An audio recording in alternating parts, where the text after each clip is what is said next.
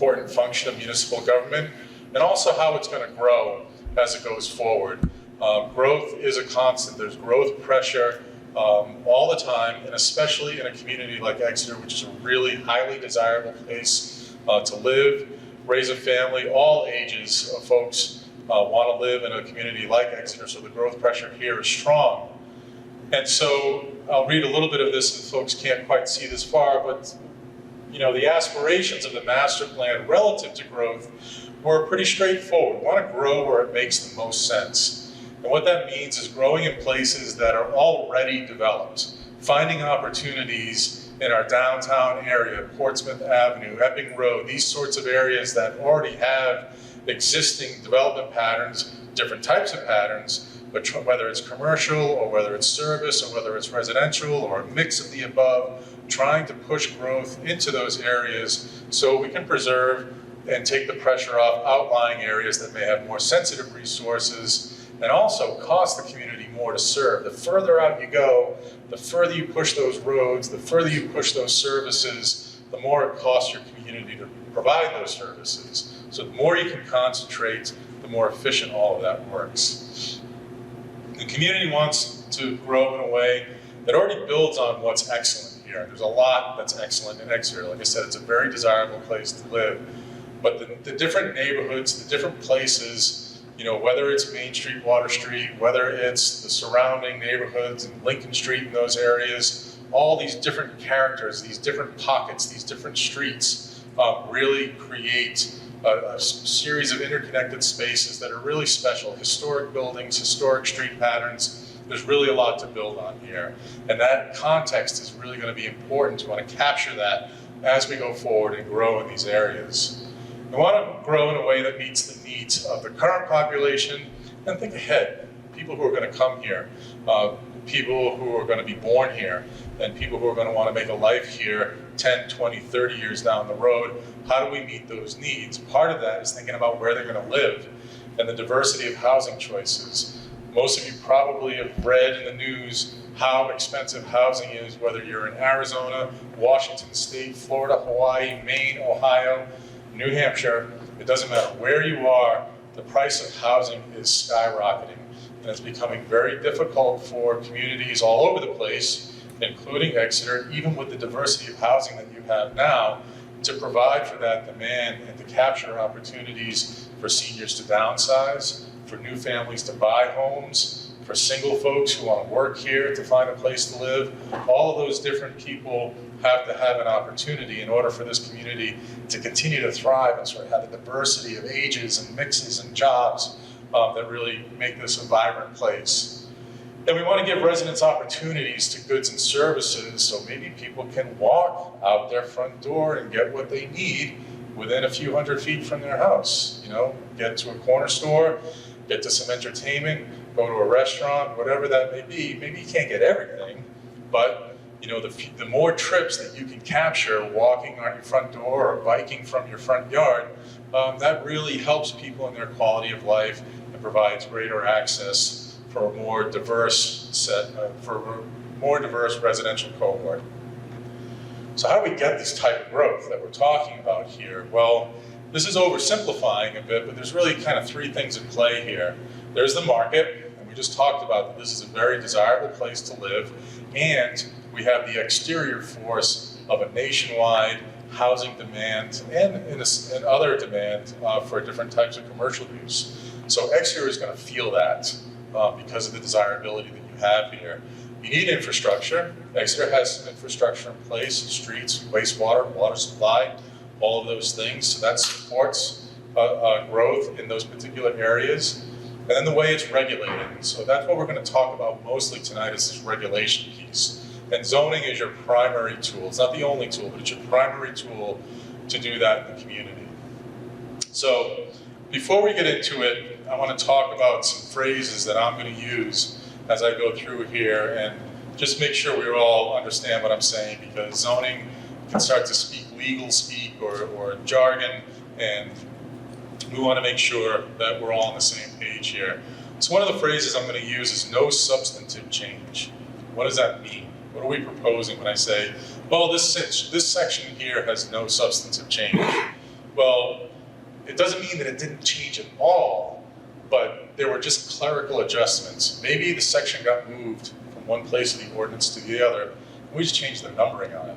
The language is all the same on there, or maybe a term had to be removed because it conflicted with another. There's really no substance change. So what you have today, if we were to adopt this zoning, you would still have the exact same thing moving forward. It would still function the same.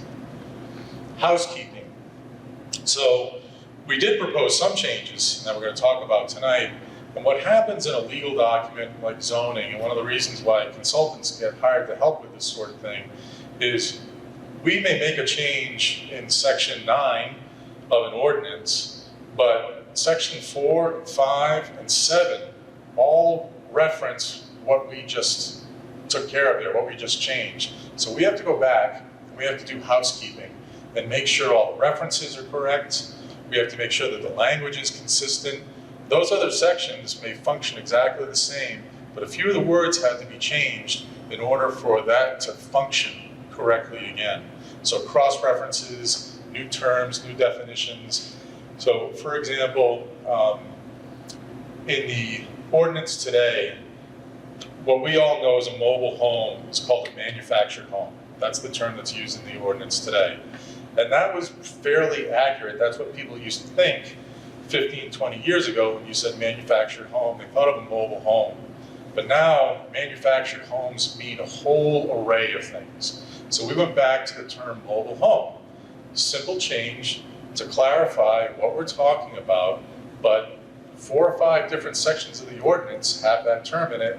So we had to do the housekeeping and go back and make sure we were using that term going forward. The meaning didn't change, the term changed, and we had to do the housekeeping. The other thing that I'm going to mention is a compliance change. So what does that mean? Basically, what that means is that state law can change, and also case law can change. There may have been a lawsuit in another community in New Hampshire that really changes how municipalities can regulate. So that case law, we have to account for that. So maybe we had to make a change in the ordinance to reflect changes in state law or case law. So that's sort of a housekeeping issue, but it's a compliance change. So no substantive change, housekeeping, and compliance change. Those are the terms you're going to hear me use. So let's talk about what we didn't change. And this is kind of important, but it's good to sort of go over this before we get into the things we do. When you look at the zoning ordinance, those of you who have read it before, used it before, read it to your kids before they go to bed, the table of contents is really going to kind of look the same. The general structure of this ordinance is the same going forward. So that's, really not a major thing. We did create a few appendices, and we'll talk about those later. No substantive change was made to a whole host of tools and important sections that you have in the ordinance today. So demolition review, dealing with historic structures, no change. Accessory dwelling units, no change. Signage, landscaping, open space development, your historic district, all of your environmental protections, groundwater, floodplain, wetlands, no change. So there's a whole list of things that may have got shuffled, moved around. We made some of those clerical changes, but we didn't touch those. We sort of wanted to keep this manageable and not open up everything for discussion. These may get taken up later. But let's get into what we did change. So let's talk about formatting and structure. So this is not like changing how things work, it's changing how the information is presented to make it easier to use. So for example, a use table tells you what you can develop and where you can develop it. The use table today, and I'll show you a picture of it later, and we've got it up in the back, we felt that the way it was being presented was a little confusing, so we changed the format. Easier to read, easier to administer. The definitions, this is always kind of an unwieldy, 8, 10, 12-page section of your ordinance that often drops right in the middle and makes it hard to move around. We just moved it to an appendix. It still has the same authority, the same power, All of the same legality, we just moved it to an appendix to make it easier for people to get through the main body of the ordinance. We did add many new definitions, and we'll talk about that. Design standards. You have design standards in your ordinance today with all kinds of pictures and diagrams about how things can be built in your downtown area, basically, and over in the Lincoln Street area as well. Those we moved to an appendix. So again, just making it easier to move through the ordinance. Importantly, we also expanded the authority of those design standards. In your ordinance today, they only apply to mixed-use developments.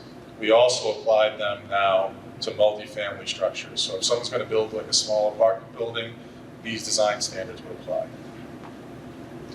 So here's an example of your permitted uses today, and they're all sort of like jumbled up in a paragraph here. You got to kind of weed through it to get there.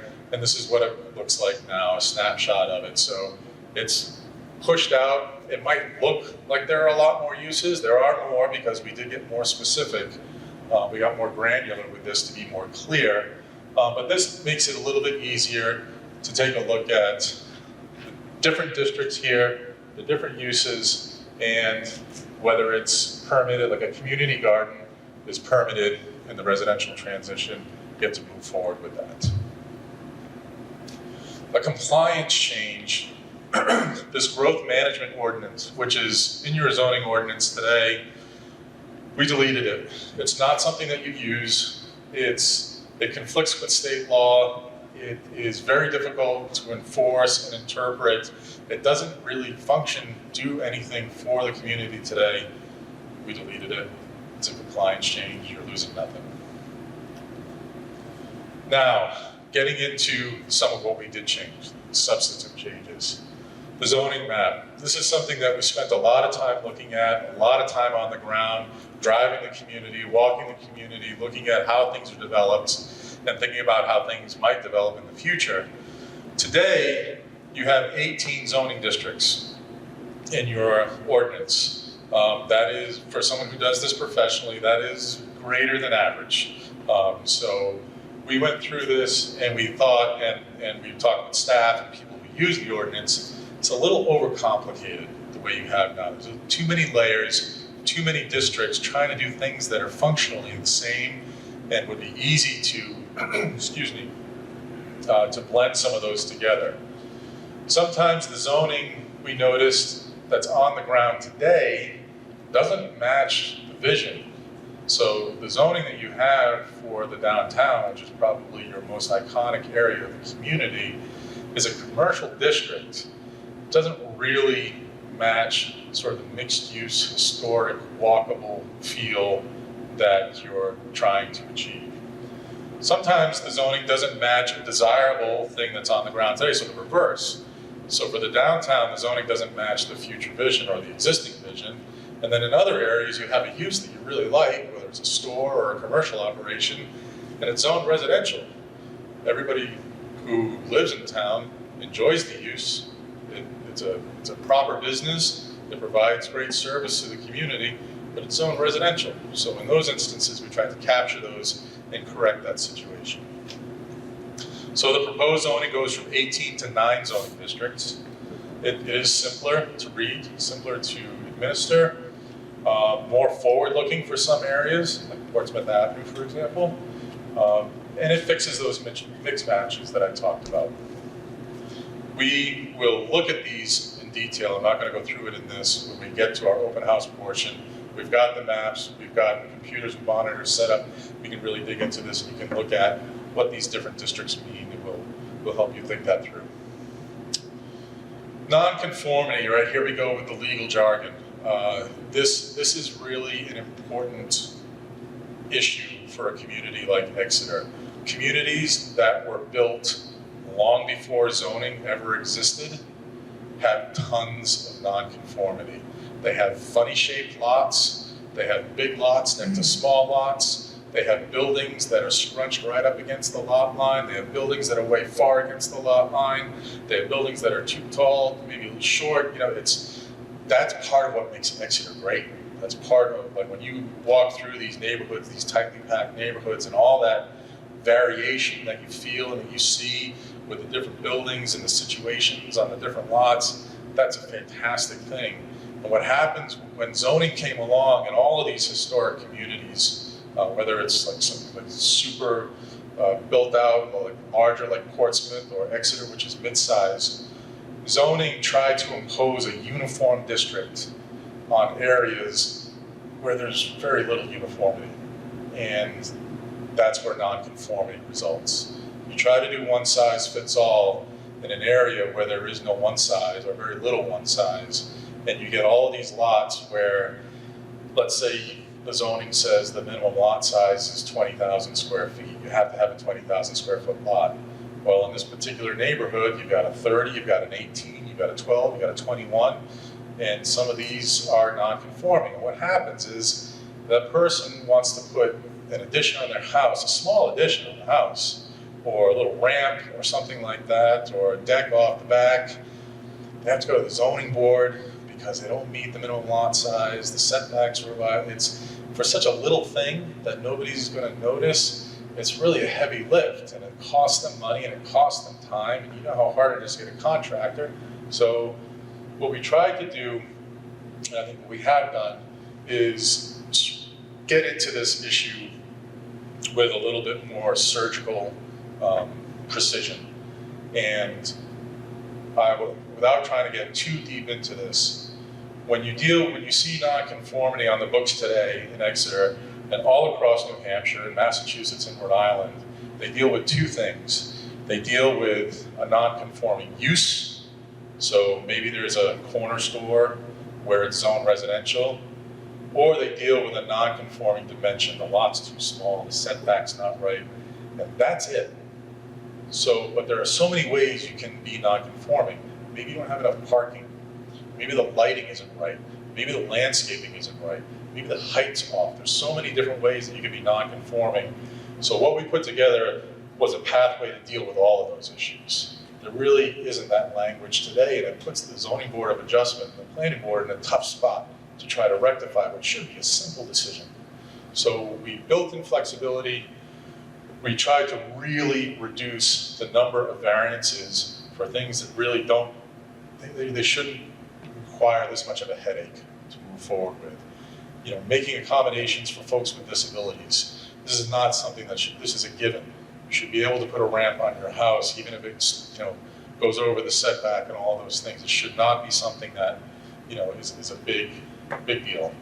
So that's what we built into this. It was kind of a big effort, as you can imagine, sort of the legal language around this. So I wanted to bring that to your attention, and it becomes more important when we talk later about some of these districts and the new lot sizes that we've set.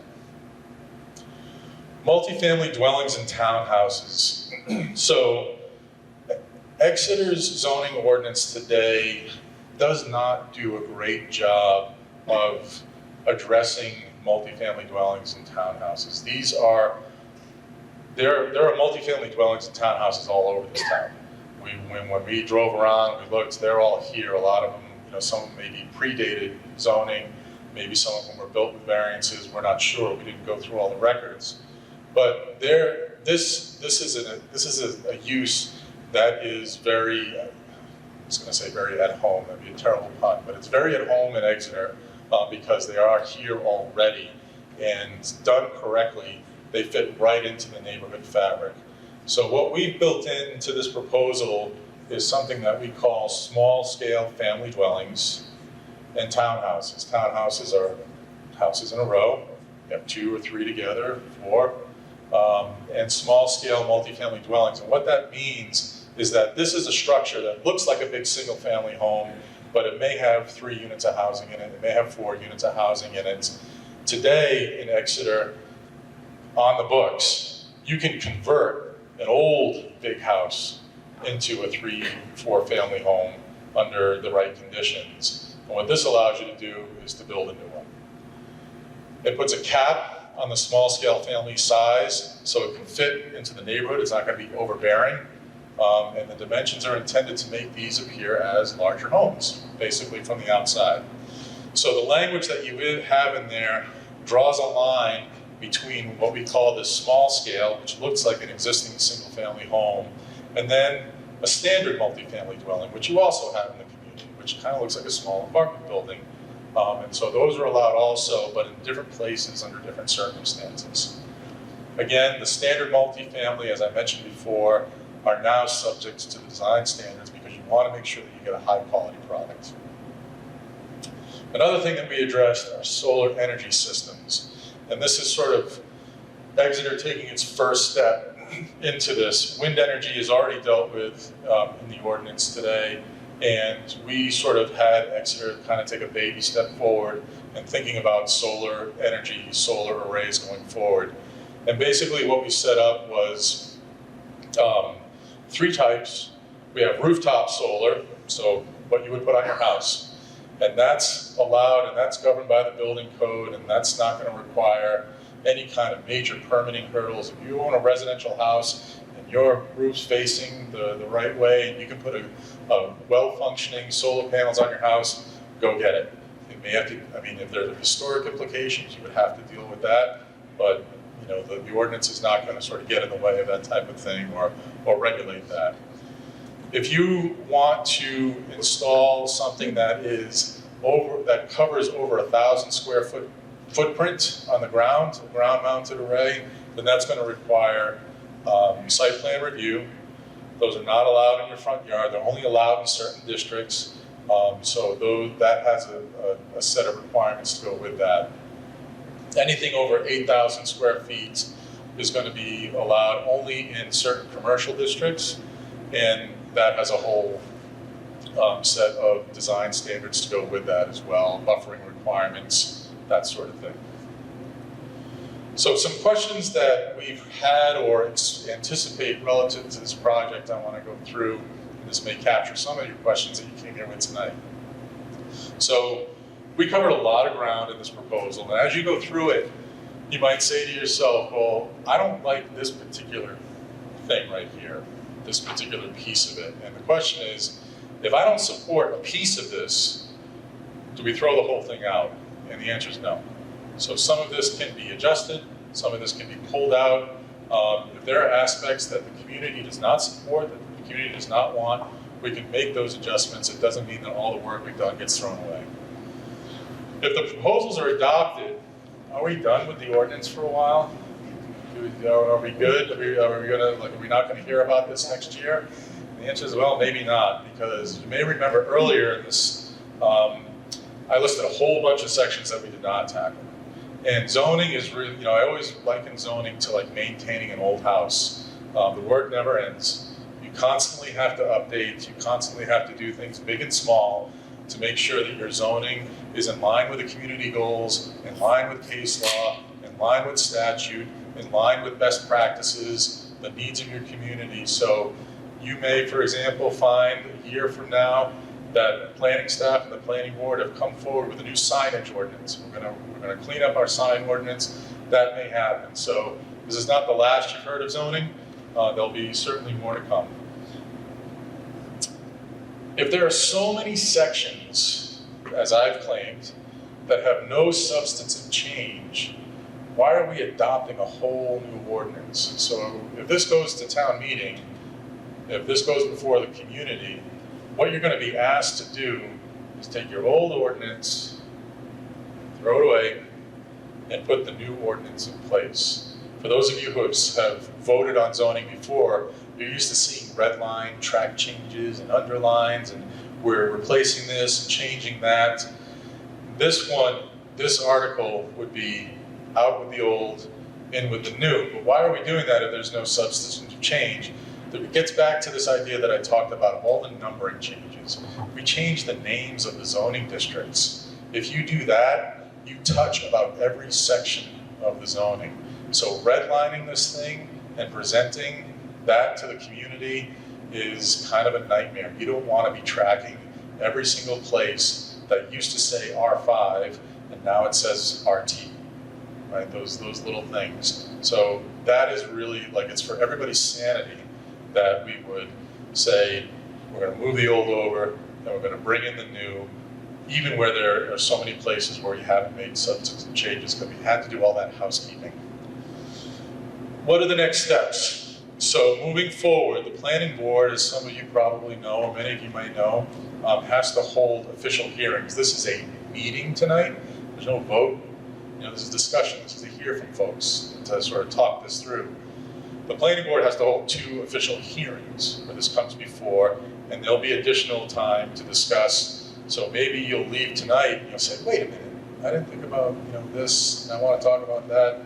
The planning board will have a hearing. You can bring that thing forward that you thought about. So there's 2 more potential hearings about this, one on the 12th and one on the 26th.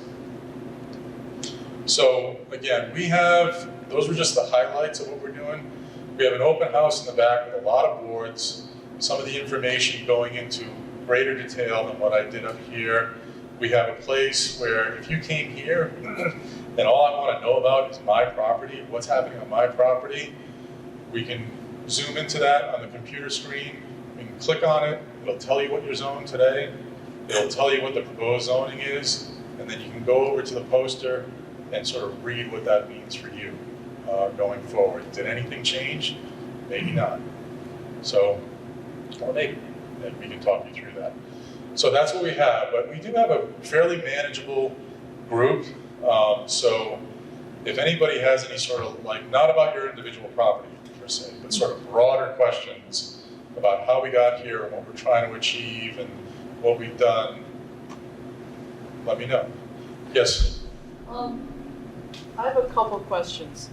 Let's do one at a time, because I can repeat it for the television audience. Okay. Did you consider protection of solar opportunities and sunshine? In other words, can an adjacent property owner build something that wrecks the solar view of whatever their neighbor has installed?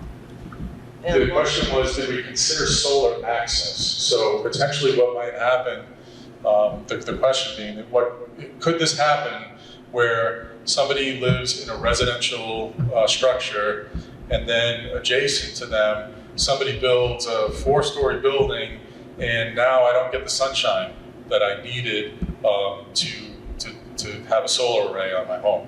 Did I get that right? That's right. So there is no specific standards to protect that exact situation. What we have taken great care to do is to look at how the different heights of districts are adjacent to one another.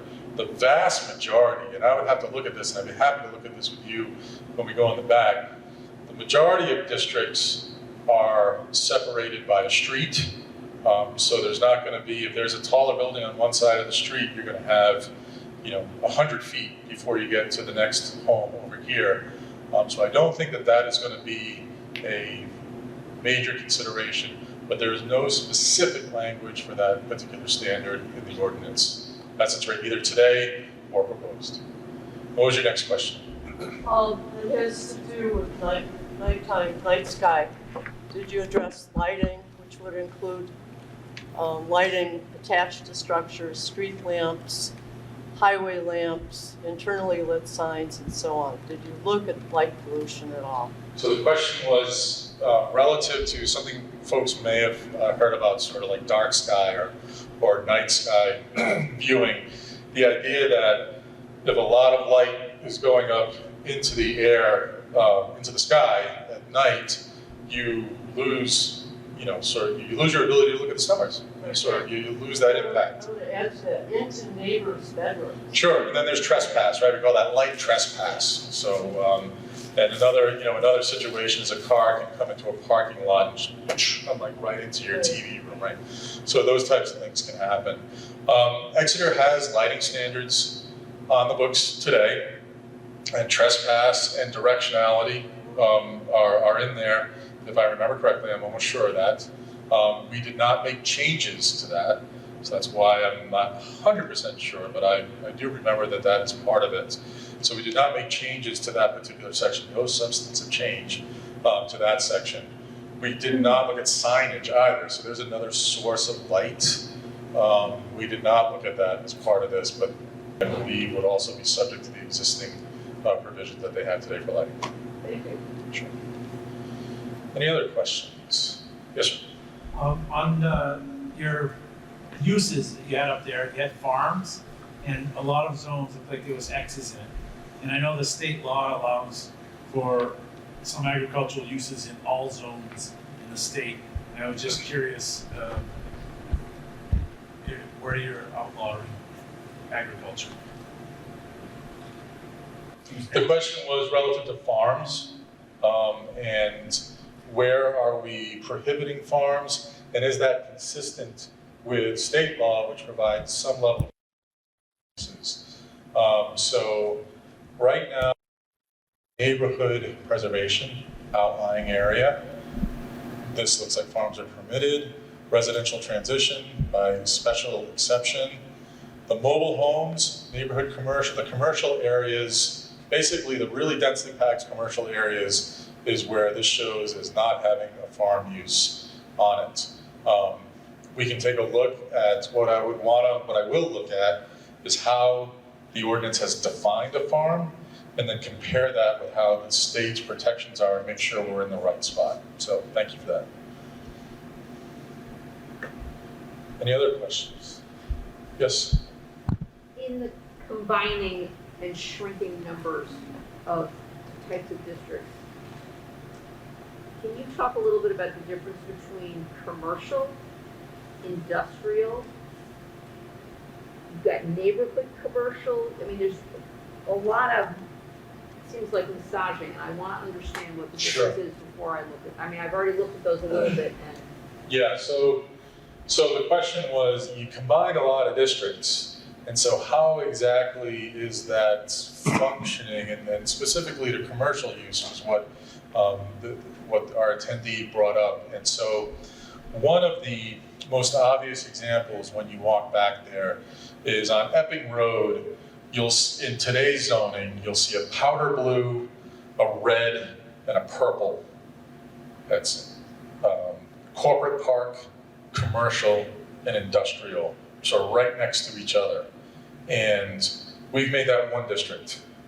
So for a number of reasons. One, the corporate park, much like the hospital, doesn't need its own district. It's really a use. And so we can take that rather as a district, make it a use, keep the same performance standards, and just have that be part of the commercial district. So instead of having two districts, have one district that allows a corporate park under specific circumstances, and requires a certain amount of land, has certain setbacks, everything that's in place today, so it functions exactly the same. So that's, for example, how that got molded in. On the industrial side, Exeter doesn't really allow for a lot of, or much at all, of sort of heavy industry today. So the idea that there would be a separate district, when we really looked at it and we started thinking about the sort of light industry and the assembly uses and the types of things that happen in 2022 industrial versus 1975 industrial, it's a very different thing. And so using the use table very specifically, we think that we've blended together those three districts in a way that they can be one without losing any of the protections, without opening anybody up to undue impacts. That's kind of the thinking, the analytical thinking behind that sort of thing. Does that help at all? Yeah, I think about noise for one thing. Sure. You use the term performance standards. Mm-hmm. Can you explain that? Because that doesn't fit with anything else I've heard. Okay, so today, we made no substantive changes to performance standards for things like noise, because they're in there today.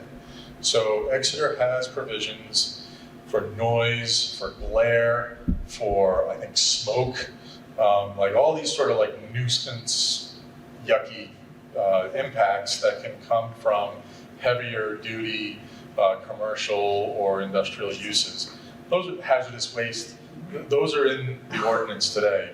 We made no substantive changes to those. They apply universally, whether you're in a commercial district or not. Those are townwide.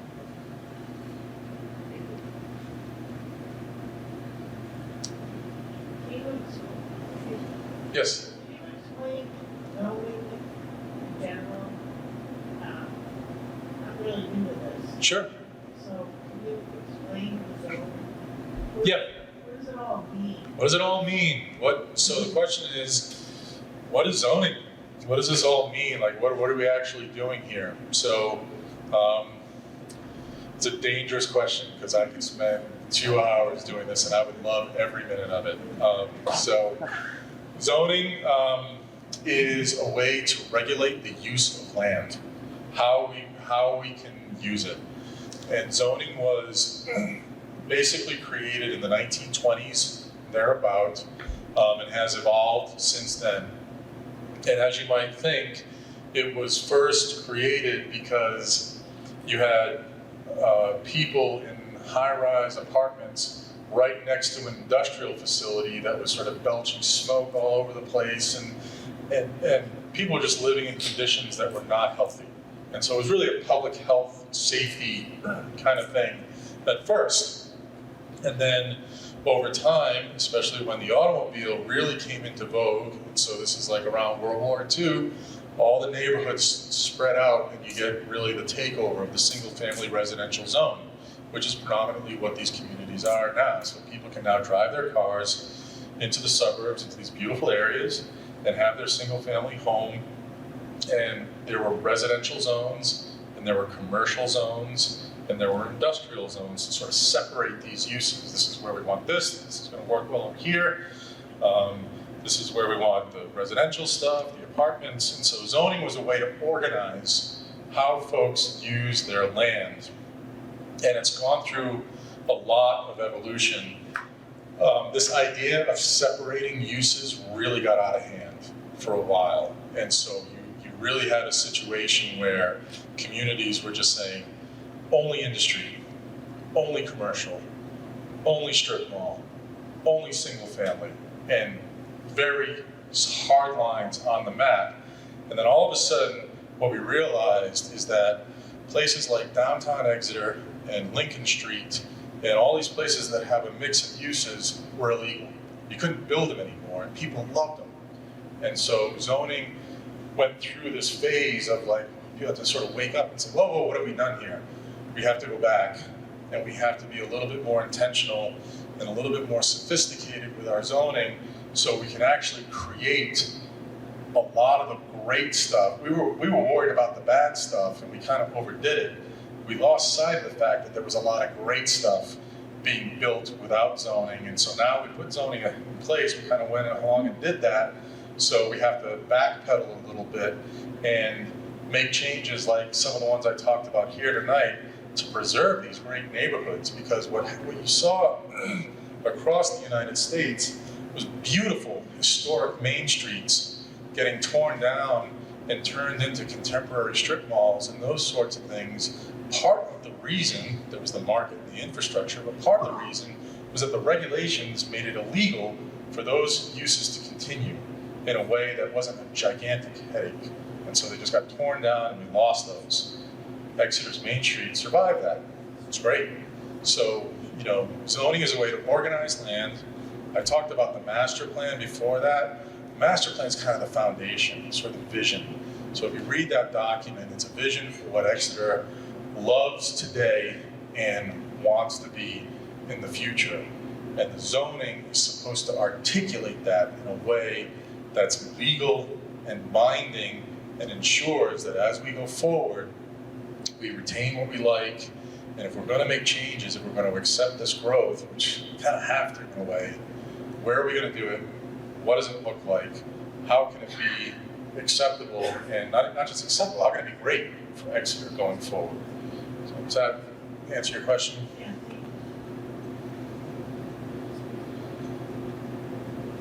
Dan?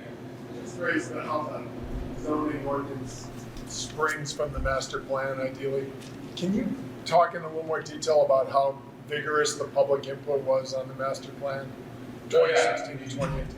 Yeah, so the question was acknowledging that the master plan is the foundation for the zoning ordinance. Can we talk a little bit about the process we had for developing the master plan? So the master plan, again, we started it in right at the end of 2016. It was really occurred mostly across 2017, and the plan was adopted in 2018.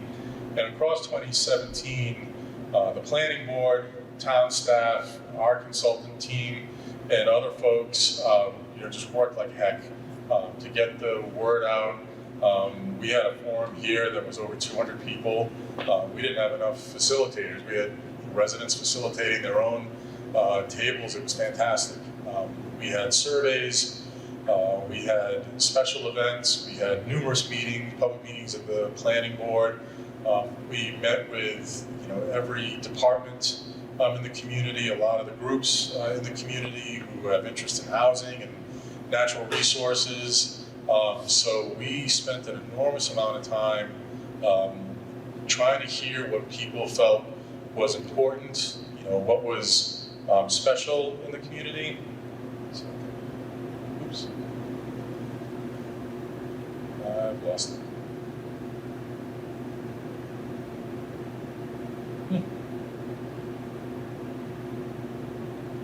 My clicker's confused. I was going to go back to that slide. And anyway, a conventional master plan, if you pick up any master plan, 9 out of 10 times, you're going to see there's a housing section. What kind of housing do we want? Where do we want to put it? There's a transportation section. How do we get around, and what are the major roads, and what are the problems, and what do we need to fix? There's a facilities section. Okay, we have police, we have fire, we have schools, we have all of these things, and it sort of like goes through all these conventional silos, about 11 of these conventional silos. And those 6 organizing principles that I showed you, we got rid of those conventional silos. Those are disconnected, they're hard to deal with, and the questions that this community asked and the priorities that people brought to our public process was, again, how are we going to steward the things that we love? How are we going to take care of our natural resources and our historic buildings? How are we going to grow? What's it going to look like? We know there's growth pressure on this community. What's it going to look like? How are we going to communicate? How's our government going to push information out? What's it going to look like? How are we going to make sure that people understand what the real problems are and how we're trying to solve them? How are we going to connect? How are we going to get people from point A to point B and get to those essential services that I talked about? So those 6 organizing principles replaced those conventional silos and really reflected the public discussion. And I think that's what makes it a powerful document. The other thing about it is it's not a thick document. A lot of master plans, because they have to deal with all of those individual things are this thick, you can't get through them. They're 200 pages long. I forget how long Exeter is, but it's less than 100 pages. And it deals with all of those things, lots of great maps and illustrations. So if you haven't had a chance to look at it, I think it came out great. And it really, we were reading it over the past week, just sort of preparing for tonight and making sure we reflected back on those discussions. And it really does provide a really strong foundation. There's a direct connection between the proposed changes in this legal language back to discussions that happened in 2017 in this room. So it was, that's sort of a brief description of how those processes connect. Yes? I may be wrong, but it seemed like there was a so-called sustainability element to this recent work.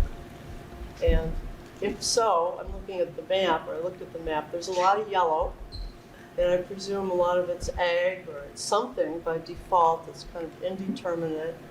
And some may be determined by the physical characteristics, hydrology, soils, etc. So my question is, in the yellow part, how much of that is really, open land is kind of strange. It just seems like anything could happen there. But I mean specifically designated not to be developed. And is there an inventory of the characteristics of those particular parcels? Right, I'll try to repeat as a long question. Reflecting back on the master plan, was there a sustainability element? And if so, how does that reflected in the neighborhood preservation district, which is the pale yellow color that kind of circles the community as you look at the map? Is there a lot of open land out there? And are we being cognizant of the land characteristics, the soils, the hydrology, the slopes, the bedrock, whatever it may be, that can limit or development or be a sensitive resource, wetlands, as it were. So, Yes. You got there is not a sustainability element, but the ideas that you bring forward come in that stewardship element of the plan. And again, you should all be happy to hear that we didn't have to do a lot of that on this proposal. The ordinance today has wetlands, and there's a wetlands inventory for the community. The ordinance today deals with floodplain, that's kind of a requirement from FEMA. The ordinance today has an aquifer protection overlay. The ordinance today deals with buffers from wetland areas as well. Those are all there. We didn't really touch it. It doesn't mean that they shouldn't be revisited, but again, we were trying to keep the scope of what we were doing manageable, but there's a lot of environmental protection baked into, the ordinance as it stands today. Yes. In districts that are single family, multi-family, all that, is there something in there that has age restricted? There's more and more age restricted communities that get built, that have been built. How does that play out with this? So there are a number, and I'm not going to be able to name them off the top of my head. There are, a number of uses that are customarily associated with people who are seniors. Correct. So That's what I'm talking about. there's an assisted living use, there's a retirement community use, and I think there's another one, maybe it's active retirement or something like that, but we can look through the ordinance and pick those out. Substantive changes were not made to those. When a specific, my understanding is, and we can confirm this with staff, when you're putting a specific number, like a 55 plus, Yeah. for example, that comes with the proposal. That can be the interest of the community, but it's often very much the interest of the applicant, because the applicant wants to market Yeah. that way, right? And say, okay, this is what to expect if you come and you live here. Everybody who owns a residence here is going to be at least 55 years old. That's sort of a niche, and attractive to a lot of people. So that is how that plays out. So those uses are still in the use table, and when we go back, we'll look at exactly where those are allowed or not allowed. There's plenty of places where they're not allowed. So that's kind of one of those things that we got to look at the boards and see how that plays out.